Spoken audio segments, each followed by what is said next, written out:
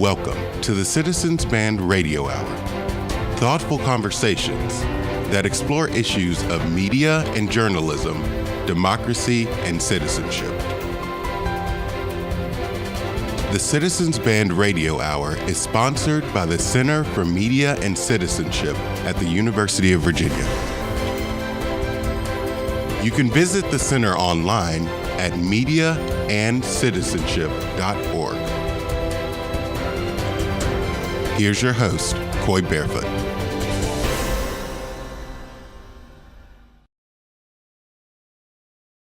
Just who is Donald Trump? Despite decades of scrutiny, many aspects of his life are not well known. To discover Trump in full, the Washington Post assembled a team of award-winning reporters and researchers to delve into every aspect of Trump's improbable life, from his privileged upbringing in Queens to his astonishing 2016 rise to seize the Republican candidacy for president. Co-authored by Washington Post investigative political reporter Michael Kranish and senior editor Marc Fisher, this comprehensive book documents Trump's fascinating family roots, his aggressive efforts to make a name for himself in New York social circles, and his penchant for big bets on real estate, branded businesses, and ultimately on himself. The new best-selling book is Trump Revealed, an American journey of ambition, ego, money, and power. I am honored to welcome to the program authors Michael Kranish and Marc Fisher. Michael and Marc, welcome to the program. I'm so glad you're here. Thanks for having us. Great to be with you. In this research, what really jumped out at you personally that surprised you? Was there one thing that came across your desk in the research where you were like, wow? And I want you both to respond to that. Michael, go ahead.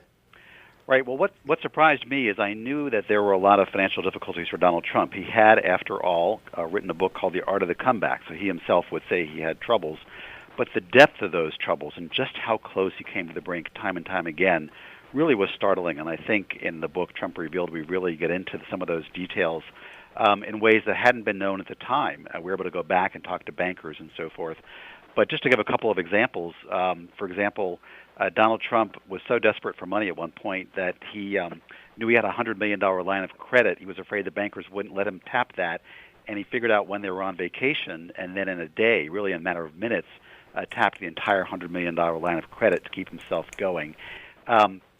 Bottom line is that he had 6 corporate bankruptcies. Time and time again, he was close to personal bankruptcy. He proudly says he never entered into personal bankruptcy, but he did come close and was more than $1 billion in debt. So he really was at the brink many times. He was able to finally survive, and that's also important to note because people have written him off. If you go back to the books of the 90s, they're typically called the downfall of Donald Trump and things like that, and it's hard to imagine today when the way people think of him. But he was that far down, and he did manage to come back. Marc, what about you? Well, for me, I think what was perhaps most surprising was the disconnect between the image that Donald Trump has cultivated of himself through the years and the reality of the man. And so for many years, he presented himself first to New Yorkers and then to the nation as kind of a rich playboy who was dynamic and ambitious and got things done. Well, if you go back and actually look at the record as we did for Trump Revealed, he wasn't rich when he started out in the business, and he wasn't rich for many of the periods in between when he had all these failures that Michael was talking about. He wasn't really a playboy. He managed to package himself as one and would get on the gossip pages with all the hot models in New York in the 70s and 80s. Both what we learned in the reporting is that as soon as the TV cameras were off and the photographers went home, he wanted to go home by himself and watch TV, and so he really was not the socialite that he made himself out to be. And this actually is a pattern that continued through his life. The persona that he created for the purposes of building his business is really quite different from the man himself.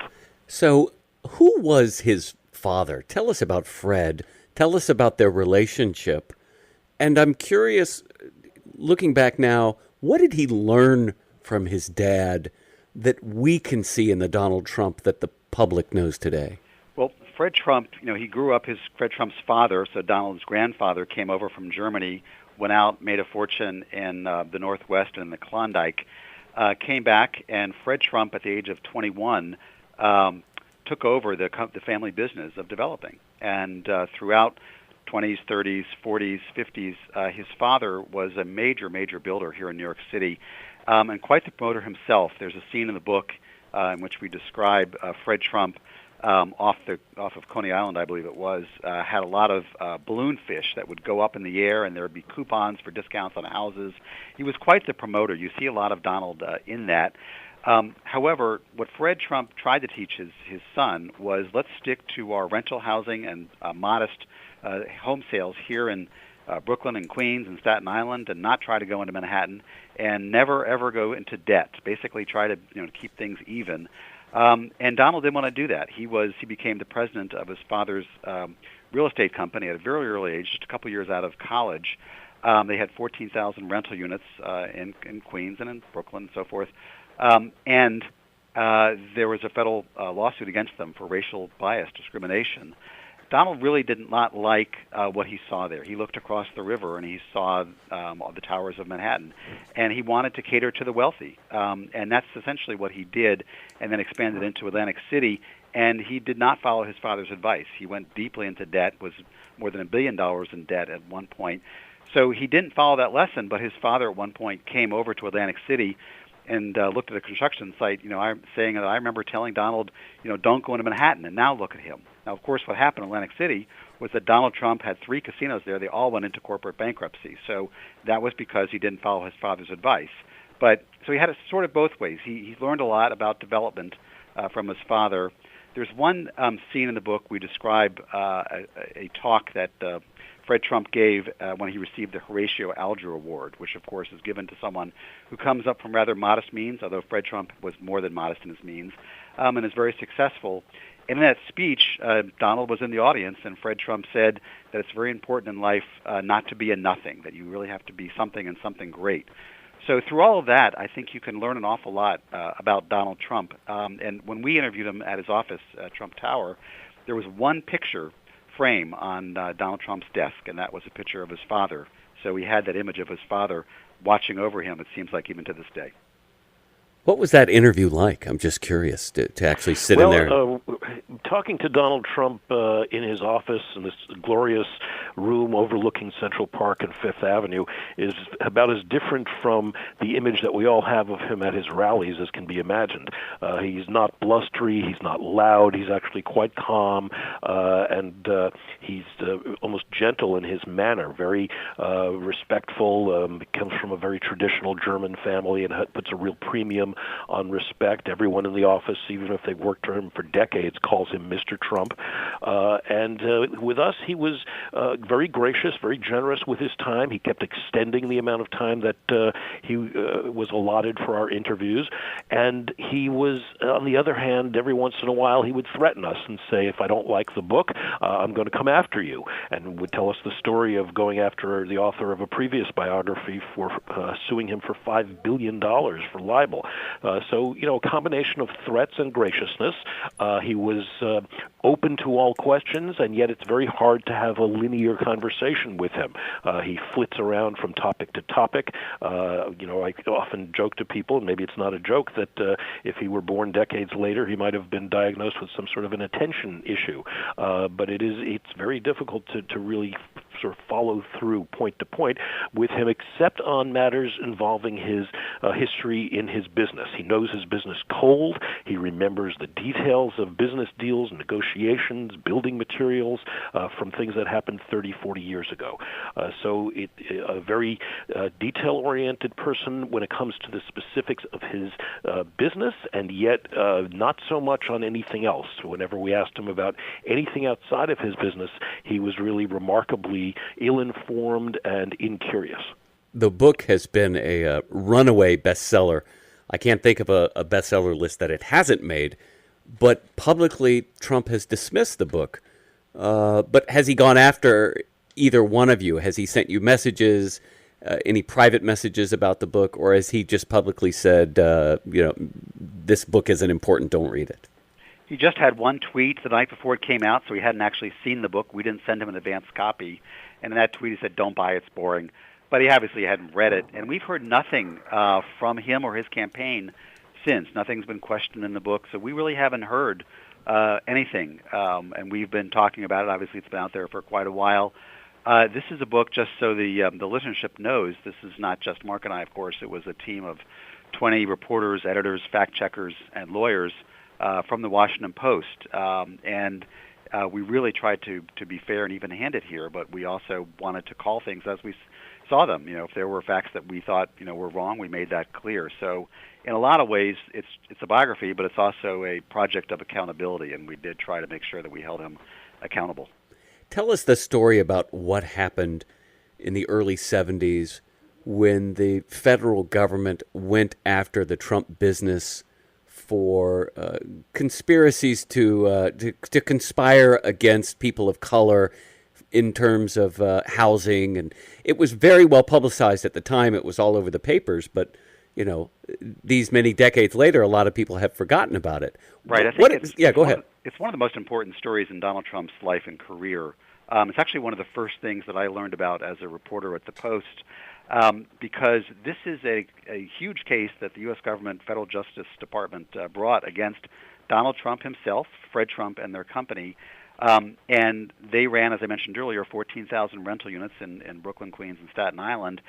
And the government began hearing stories. There had been a number of cases where they had heard stories of the Trump's management not renting to blacks, and so they started sending testers. And local officials in New York City cooperated with that, and there's numerous examples that we put in the book of, for example, there's a white woman who went to get an apartment. She was told, "We'd love to have you, it's available." And the next day, her husband, who was African-American, went back, sought the same apartment, and was told it was not available.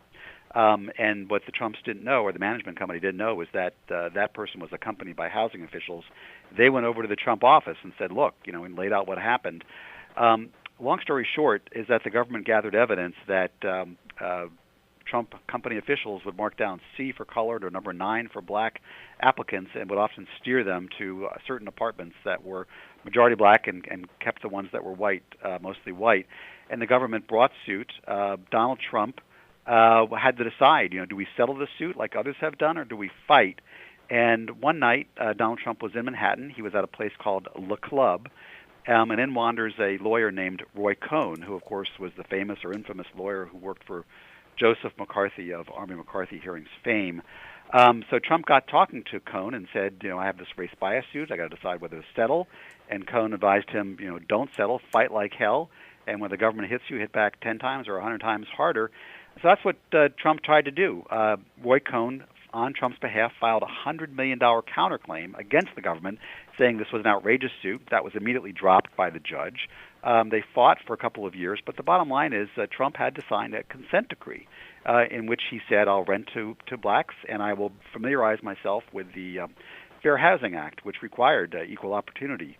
So when we asked him about this directly, he said, oh, no, you know, I was one of many who was part of that suit, and I was able to point out to him, look, you know, this was a suit against you by name and your father and your company. You know, oh, yes, but, you know, it would have been a much worse settlement had I not fought them. So in his perspective, he's looking at it as if, you know, that he won the case. The government at the time said this is one of the more significant settlements we've ever reached on this kind of case. But the bottom line is, number one, Trump to this day holds an animus against the federal government for suing him and his father for racial bias.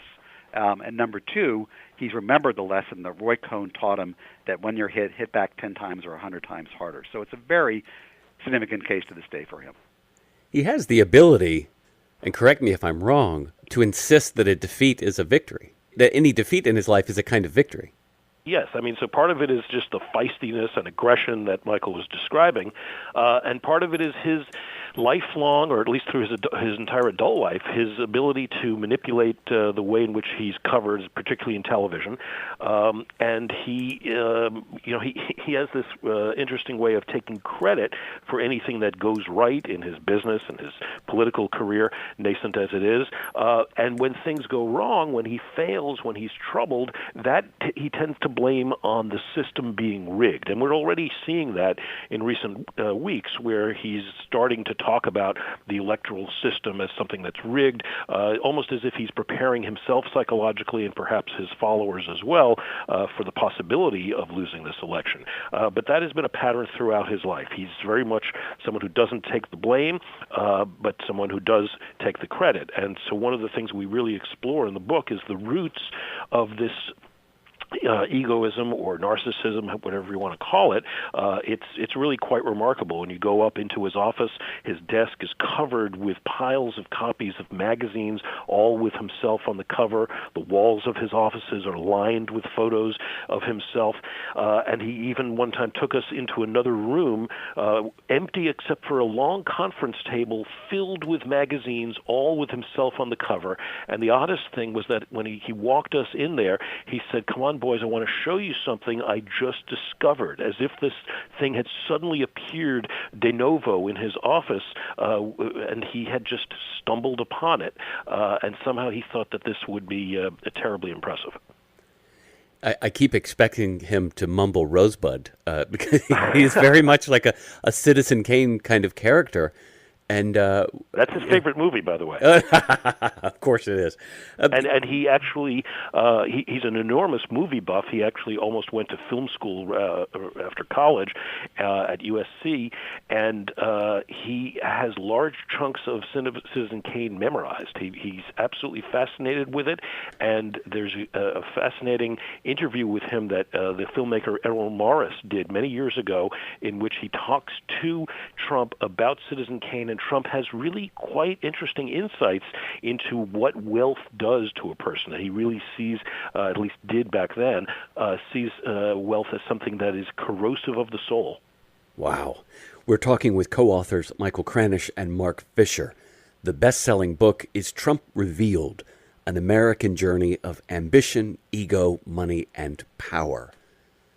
I want to circle back to the bankruptcies, and I want to understand, it almost seems like the bankruptcies became for him a kind of business tool, that I can make a lot of my debt go away and I can focus on the important debt and not the debt to all the guys who actually built these buildings. And he has been really criticized by a lot of the people that he stiffed, that he just didn't pay. Right. I think this is one of the most important things to understand about Donald Trump, because it's not a story that he really tells himself. He talks about I win, win, win. We never win anymore. The reality is, sure, he's won plenty of times, but he did have to put his companies through 6 different corporate bankruptcies.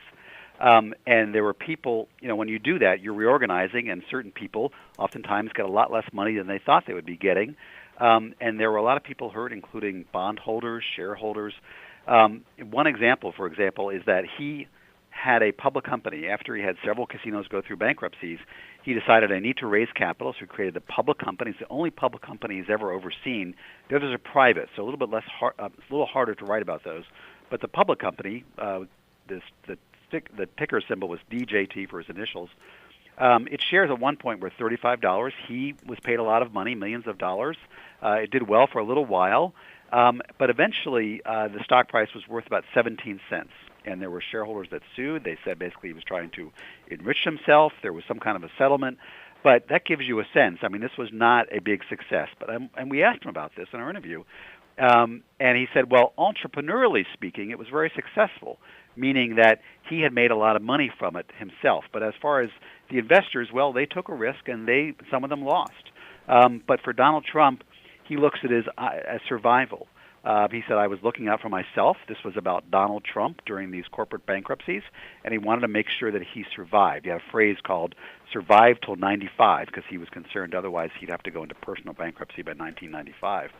So he was able to do that in part by using a public company, other things like that.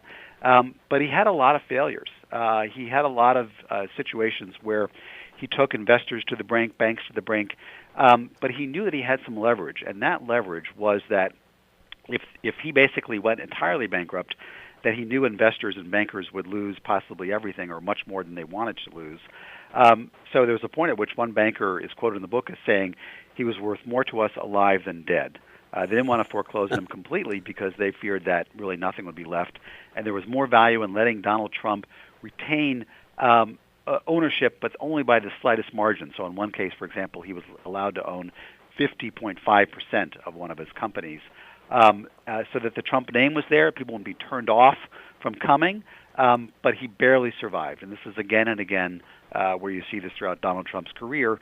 And eventually what happened is that he learned that going deeply into debt, barely surviving bankruptcy proceedings was not a way to sustain yourself for the long term, and he transitioned into a business which basically was selling himself as a brand, starring on The Apprentice, and making money off of licensing deals, of which he did to the degree of many tens of millions of dollars. So what you see today is a different kind of Donald Trump. It's not a Donald Trump entirely who is putting his own money at risk. Oftentimes, it's a Donald Trump who's selling his name. Whatever happens with that franchising, he wins no matter what because he gets paid for the deal. So it's quite a dramatic shift in what you see from the early days of Donald Trump. Yeah, and I want to ask about The Apprentice, but before I do, let's just underscore what you just said, that he really did in his life transition from being a developer to just selling a brand, which is himself, which is a really fascinating thing. And one wonders if that would have been possible in any other era, because we live in this time when people are famous for being famous, Paris Hilton or the Kardashians. Donald Trump is one of those people. He sees publicity any kind, as good publicity. He, even if it's bad headlines about divorces or affairs or what have you, he looks at it as, well, my name's out there. There's a wonderful anecdote in the book where, at one point, he made the unwise decision, as it turned out, to purchase a shuttle airline from Washington to New York and so forth, and he called it Trump Shuttle, and he put a lot of money into it. It did not do well at all. And there was a point at which there were headlines in the New York papers about his affair with Marla Maples, and someone who was associated with Trump Shuttle said there's a lot of potential woman customers who were turned off by this bad publicity and don't want to ride on your Trump Shuttle. And his response was, yeah, but the guys love it. So that sort of was his viewpoint of things. Now, Trump Shuttle, in the end, did not do well. A number of investments like that did not do well. But the overall image that he was a high-flying entrepreneur remained. So, and in terms of selling his name and selling his brand, it's my understanding that there's buildings out there with his name on it that he didn't build, that he just sold his name to be put on the building. Is that right? Yes, that's exactly right. In fact, we sent a reporter around the world to places like Azerbaijan and Panama to look at some of these projects that have the Trump name on them, but one of them is a shell, a building that was never really completed. Another one is a building that was completed but never really opened. And in both of those cases, Trump arranged that the foreign investor put up all the risk, took all the capital, and took a bath. And even though those hotels have not opened to the public and are not bringing in a significant income stream, Trump is still getting paid. He's still getting tens of millions of dollars a year in guaranteed income because he's very savvily shifted his business in that direction, where he's not taking the risk. He's simply renting out his name. In some cases, he might play a role in managing the building. In other cases, not even that. And it's simply the brand. And so he spends his time burnishing his brand by creating this public persona of someone who is hugely successful, larger than life, and that's the value that he brings to those arrangements. What's up with the tax returns? What crosses your mind when you hear the news that he still hasn't released his tax returns? Well, it's pretty clear at this point that he's not going to, and he's, created an excuse in that he's being audited by the IRS. There are, of course, many prominent public people who, for one reason or another, have felt it important to release their tax returns, and despite the fact that they are being audited by the IRS, and there's no bar to releasing returns under those conditions. So, what's in them that he doesn't want us to see? Well, it's a matter of some speculation, but what we are able to report in the book is that his value, his net worth, is to some degree or another significantly lower than what he says it is. And were he to release his tax returns, we'd be able to see whether indeed he's not giving money to charity as he claims he does, whether he is not paying taxes, which may be entirely legitimate. A lot of very wealthy people end up not having to write a check to the government because of the various tax breaks that they're able to take on properties and other holdings. So that would obviously not look very good, and perhaps that's what he doesn't want people to see. But there may be more things in there. We just don't know because we don't see them. And there also would be evidence, or perhaps lack of evidence, of his charitable contributions. Our colleague at the Washington Post, David Fahrenthold, has done a lot of stories raising questions about whether Trump has given anything to his own foundation or much of anything in charitable contributions. Trump has said he's a very generous man, giving away millions of dollars. The tax returns presumably would show whether or not he's done that. An entire team of reporters, researchers, and lawyers have contributed to the definitive story of the life of Donald Trump. Co-authors Michael Kranish and Marc Fisher are with me. The new book is Trump Revealed. We'll take a very quick break and be right back.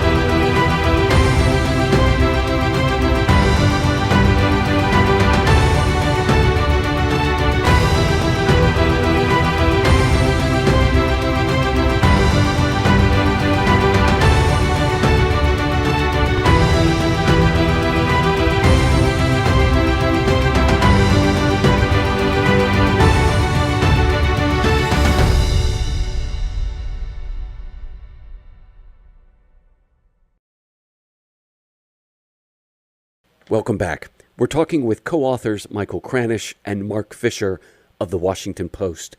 Their new best-selling book is Trump Revealed, an American journey of ambition, ego, money, and power.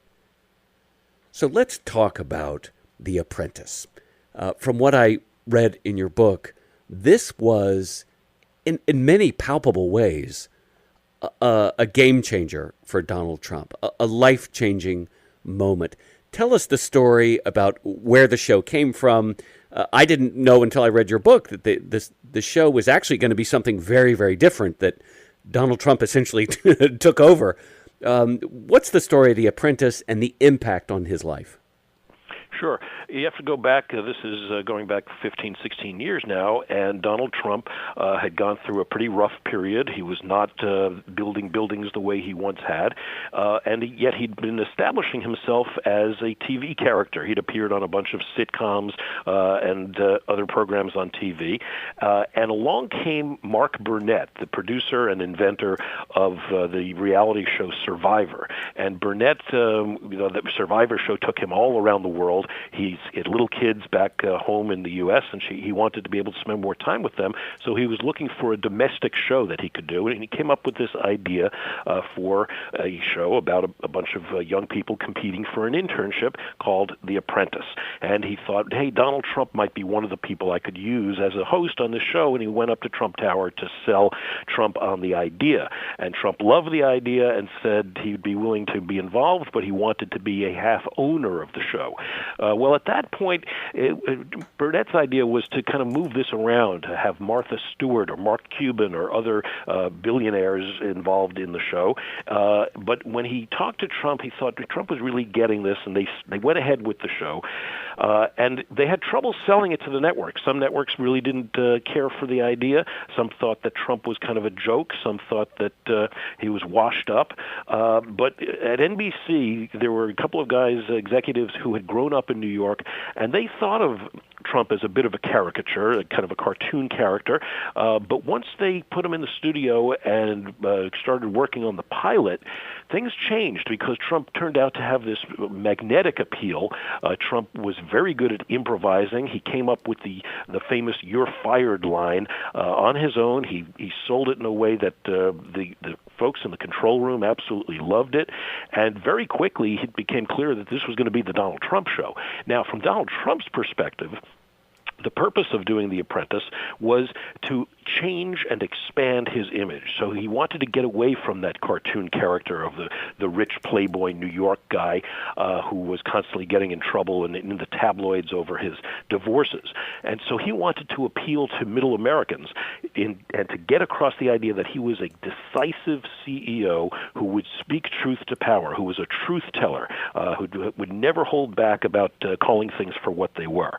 And that was not necessarily just to run for president, although the people who ran the show, the producers, Mark Burnett included, say that although the purpose of The Apprentice may not have been to pave the way for a presidential bid, the presidential bid was impossible without The Apprentice, and it really solidified in the American psyche this idea of Donald Trump as the guy who would break through all the bull and would say and do things that no one else would do.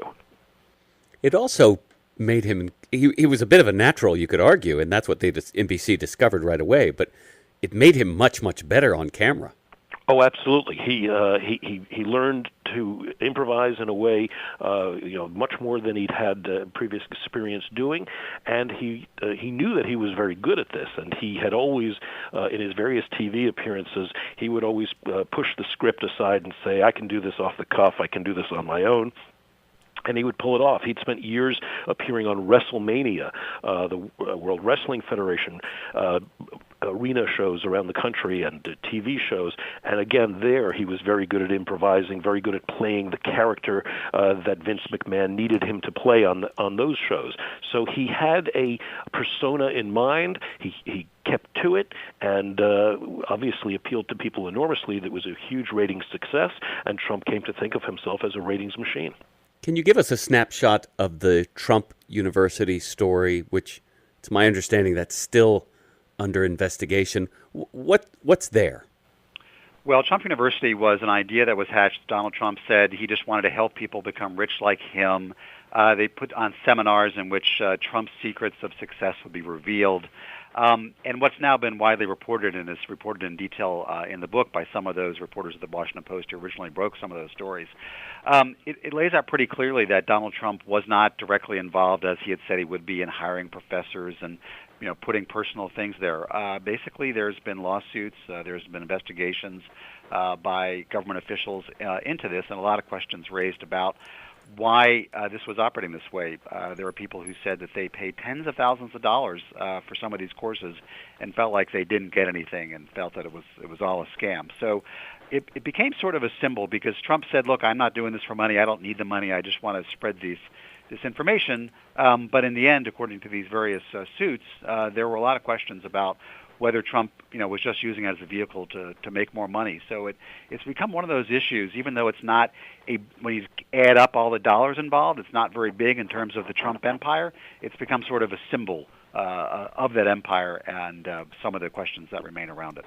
The Hillary Clinton campaign just released a really powerful ad that I have a 14-year-old daughter, and that commercial hit me in the gut, where it's just clips of young women looking in the mirror with audio of the horrific things that Donald Trump has said about women. What is there? What do we need to understand about his relationship with women, and is that important?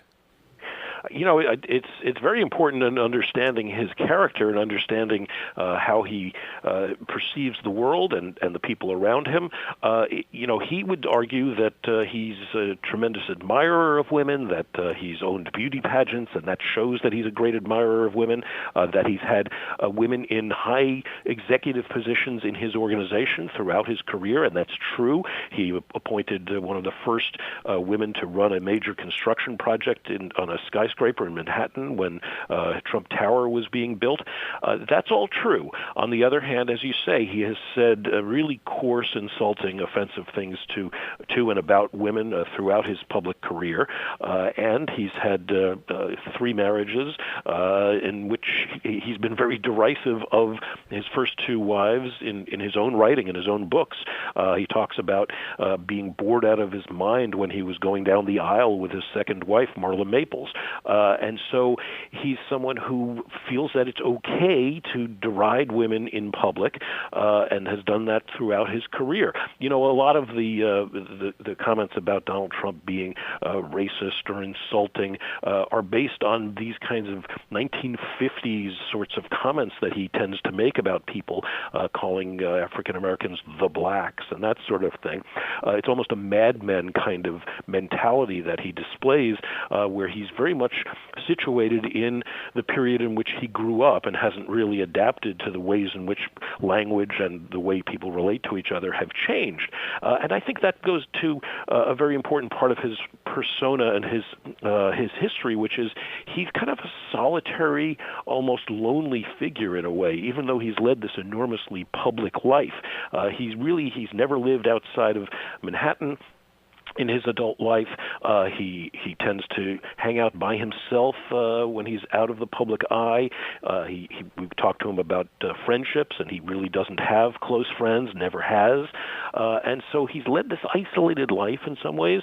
He's also, as much as we know a ton about his father and their relationship, the relationship between Donald Trump and his mother is much more mysterious. He doesn't really talk about her in great detail. He just says she was a wonderful woman and that she was the source of his passion for showmanship and performance, but not much about the actual core of that relationship. So he is someone for whom women seem to have been a problem through most of his life. So why did this guy run for president? Can you take us back to any of the key moments and behind the scenes as possible? When did he make this decision, and where did this idea come from? He's been asked about running for president really since 1980 or so. Part of it's name recognition. He got involved in politics to a degree by placing an ad in New York City newspapers in the 1980s on some of the same themes you see today. He complained that the United States is paying too much of the military support in other countries such as Japan. He's talked about the United States being beaten down. This was decades ago, and so you hear some of those same things. But for Donald Trump, politics is really not about ideology. It's more of a transactional thing, and it's seen through the lens of him as a business mogul. If they're Republicans who can help him, fine. He votes for them, supports them, gives them money. If they're Democrats, same thing. He himself has changed his party registration 7 times, Democrat, Republican, Reform Party, Independent, back to Republican. And, at one point, he's changed position on issues also many times. And I asked him during one of our interviews with him at Trump Tower, what do you say to people who say you have no core beliefs? And he said, well, look, I was a business person, and I needed to get along with people who could help me and make sure other people didn't hurt me. Over time, he had so much association with politicians, and he was told so many times by folks, hey, will you run for president? You're a successful businessman, or perceived as being such, that he would think about it. In 2000, he actually let himself be put up on the ballot on the Reform Party for president. He was on the ballot in 2 states, in fact, on the Reform Party. He looked at it and realized at a certain point, hey, I'm going to lose, and then he backed out, even though his name was still on the ballot for that party. So he came close, awfully close in 2000 to running. And then in 2012, again, he had talked about it many times. It's great publicity for him to be talked about as a presidential candidate. Just think about it.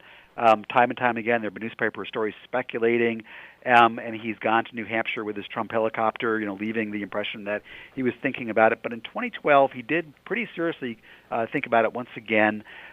In the end, he endorsed Mitt Romney. We now know they don't think very highly of each other. But he did go to Boston for what he thought would be a victory party, flew his plane up there, and then as he was there, he realized, in fact, that Romney was going to lose. He couldn't believe that Romney was going to lose to Barack Obama. Of course, Trump had been promoting this false theory that Obama wasn't born in this country, the birtherism movement and so forth. So he'd done his part to try to tear down Barack Obama on something that everyone now agrees on. Not everyone, but even Trump has said last week, he acknowledges that Obama was born in the United States, period. But for years he kept that going. But even that did not stop Obama from winning a second term. So he was pretty upset with Mitt Romney. He got in his plane, didn't go to the what turned out to be a defeat meeting, not a victory party, and he started tweeting. He said, this is outrageous. We should march on Washington.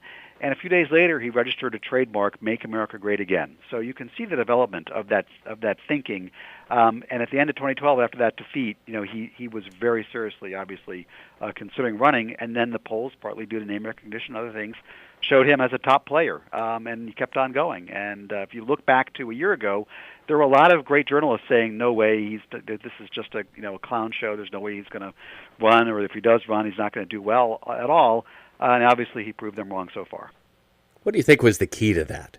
Looking back now, what was the key to his winning the nomination? Was it just being so outrageous and so different from the others?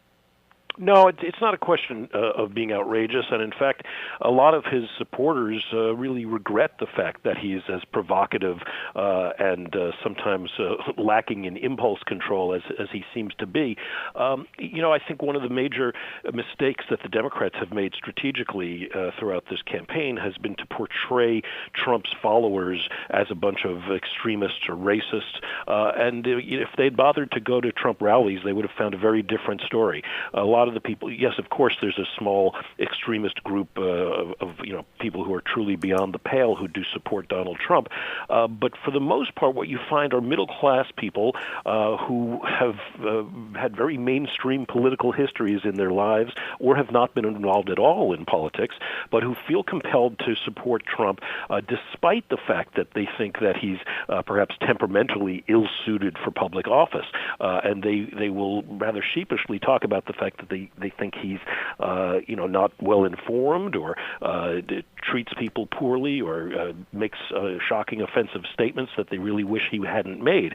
But what they feel is compelling them to be there and to support him is the fact that both parties have treated the middle class poorly and have kind of in their view sold the middle class down the river to support rather the rich and Wall Street and the elites, whether that's intellectual or economic elites. And so for many middle Americans who may have jobs and may be doing okay, what they're upset about is the destruction of the career path, the sense of how their kids might do better than they have, the sense of how you get to be a homeowner in this country, and all of those things that have suffered greatly, both because of technological change, the transformation of the global economy, and all of these things that have in some ways improved our economy and in some ways really unsettled it or destroyed portions of it.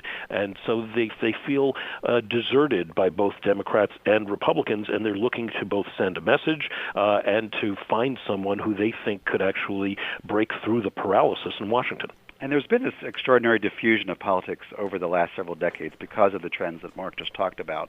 If you go back to 92, the Reform Party got 19% of the vote. Then we had the Tea Party.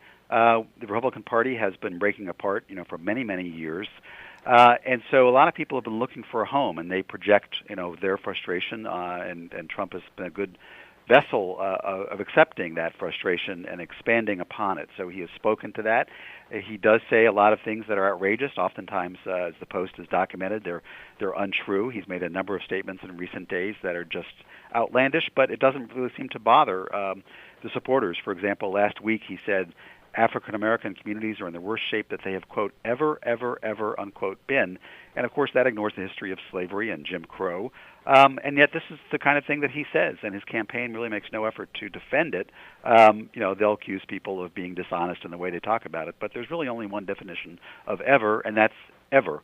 But that's the way he talks. That's just, sort of classic Donald Trump. And the bottom line is, for a lot of folks, they are frustrated. I interviewed some folks at a Trump event last week in North Carolina, and I asked them this question, are you concerned because Trump is constantly found to be making statements that are false? And time and again, the people at that rally told me, no, I'm not really sure what the facts are, but Hillary Clinton's much worse.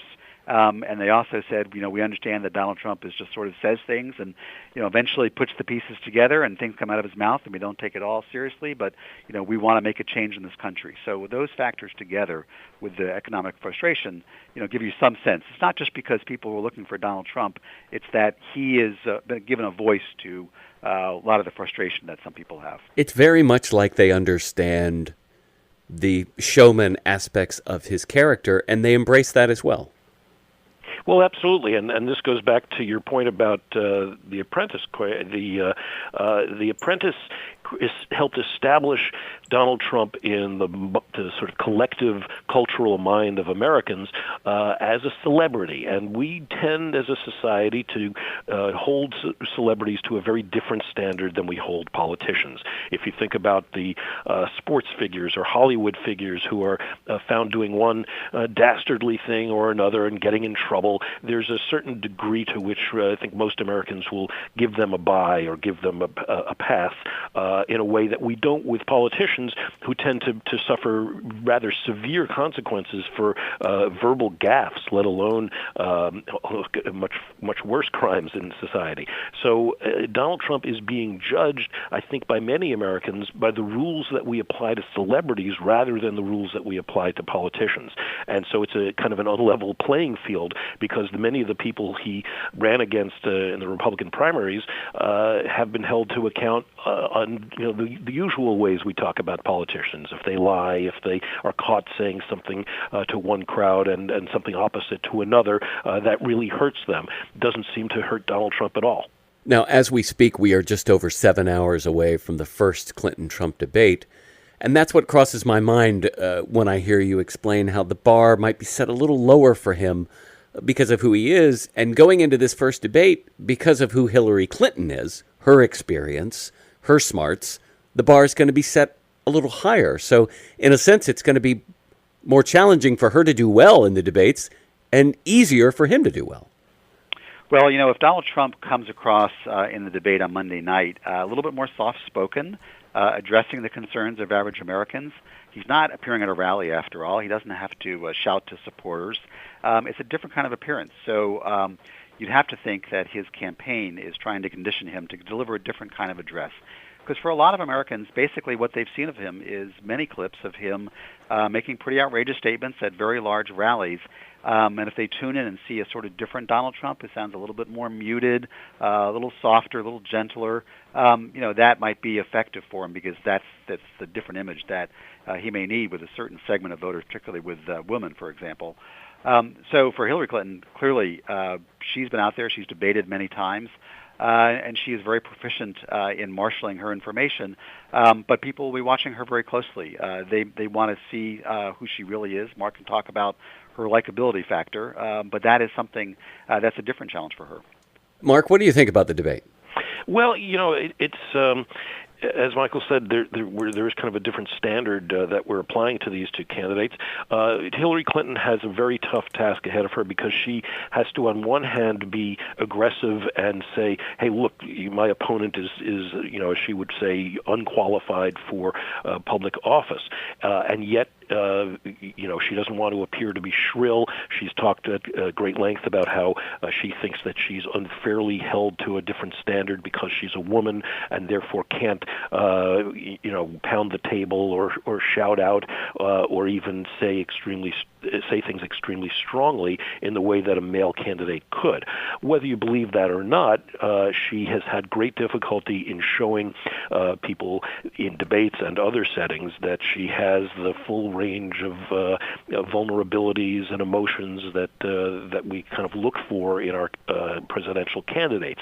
And she has talked to, I had a piece that ran this weekend about the fact that she is very resistant to talking about herself and about her emotions in the way that we like to see presidential candidates do, because we want to kind of judge their character. And she tells her staffers that she thinks she resents the fact that people want to see that aspect of her, and rather than focusing on policy and on the issues at hand, where she's obviously extremely well versed.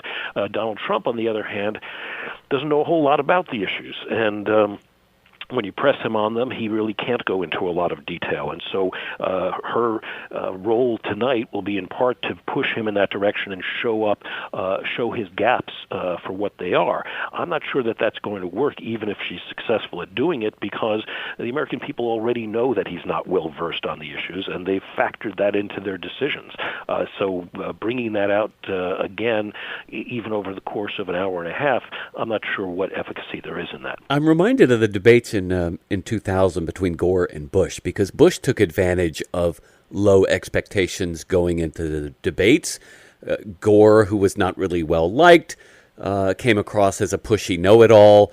And Hillary Clinton, I think of that debate when I think of the debates between Hillary Clinton and Donald Trump. She really has to be careful not to push too hard to reveal his ignorance that everybody knows is there anyway.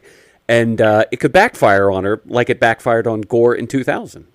And it only serves to confirm the negative view that many Americans have of her as someone who is arrogant, elitist, know-it-all. Right. And so I think what some of her former staffers told me they're hoping she will do is to be a little softer, be a little more revealing of some of the pain and trauma that she's gone through in her public life. They'd like to see her address head-on the issues that are in the back of a lot of voters' minds about her marriage and her relationship with Bill Clinton, about what they went through in the 1990s, about the whole wave of allegations and sort of non-scandal scandals that have been connected with her through the years. Rather than address those with denials or legalistic language, as she tends to do, they'd like to see her really embrace, let her hair down and talk very honestly about those kinds of issues. They don't have a lot of hope that she will do that. Let me take a moment to pull the camera back and look at the future of the GOP. We think of 1964, when a fringe element of the conservatives took over the party. Goldwater lost the election, they say, but he won the party, and he made Ronald Reagan possible in 1980. What happens to the GOP after Trump? What's next? Well, it depends on whether he wins or loses. I mean, obviously, that's a big factor in what happens in the Congress. You have seen an awful lot of hesitance by so many leading Republicans to embrace Donald Trump. There's been some endorsements, but an awful lot of people who you'd think would come out and campaign strongly for him just have not done so. If he does win, then he could claim the mantle of party leader, and it would go one way.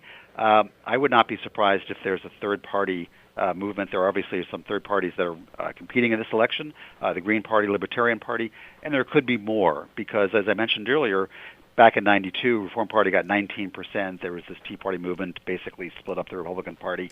The party today is so very different than when I started covering Washington.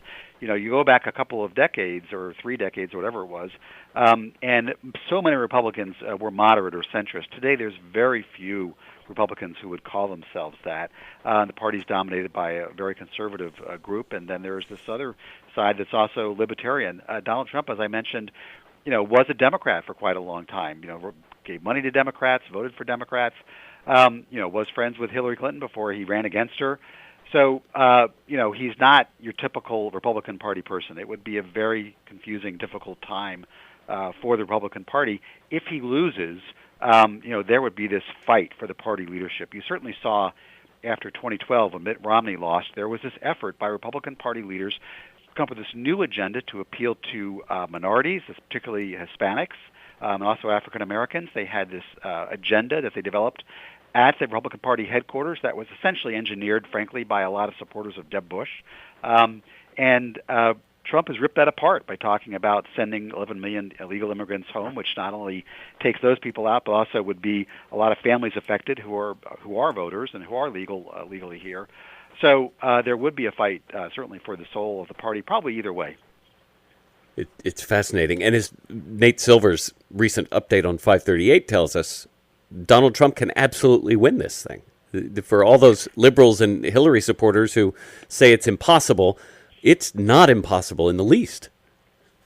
No, it's not impossible in the least, and there are a number of states that kind of break down along the lines of the last 5 to 8 elections where it's possible he could squeak by, and then there are other states where he's kind of breaking the mold. Some of these northern industrial states where it's still not likely he will win, but if he's staging kind of a surprise move there and is appealing to a lot of the union workers and white blue-collar workers who are traditionally Democratic voters. It's almost like the revival of the old Reagan Democrat phenomenon that we're seeing in some places with Trump.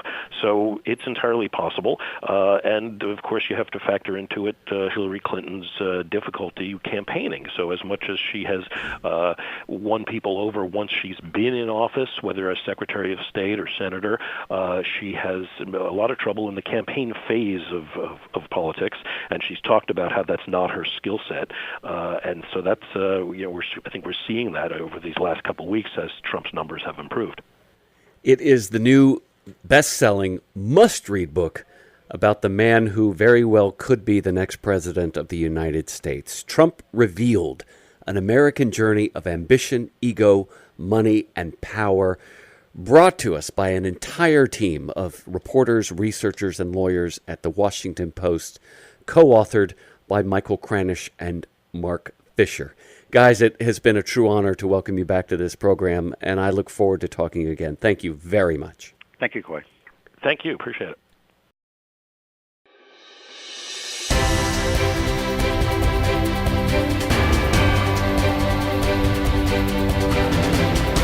You've been listening to the Citizens Band Radio Hour, a production of the Center for Media and Citizenship at the University of Virginia. Archived podcasts are available online at mediaandcitizenship.org. The executive producers for the program are Siva Vaidyanathan and Coy Barefoot.